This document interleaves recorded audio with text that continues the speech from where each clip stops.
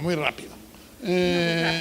No es mi primera visita a Strumica, pero hoy tiene un sentido especial por representar de alguna manera a Europa.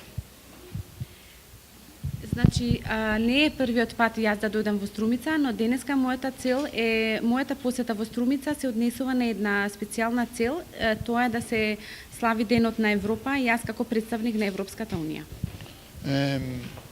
He venido con el embajador británico para hablar y escuchar sobre Europa.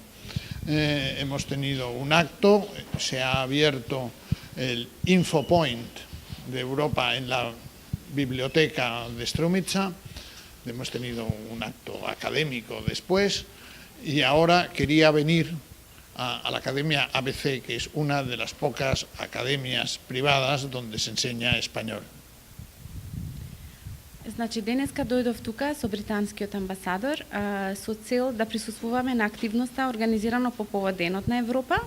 Имавме, значи, една активност каде што се отвори ИО инфо точката.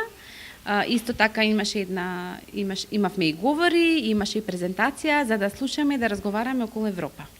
И исто така сакав и да дојдам во АБЦ, центарот АБЦ, со цел затоа што е еден од многу малките центри каде што се предава шпанскиот јазик. Y ahora intento ver un poco a los alumnos con mucho retraso, que espero que no me tiren tomates por llegar tan tarde. Сега сакам малку да им се посветам на учениците на центарот, затоа што за жал стигнувам касно од планираното и се надевам дека нема да ми фрлат домати по мене.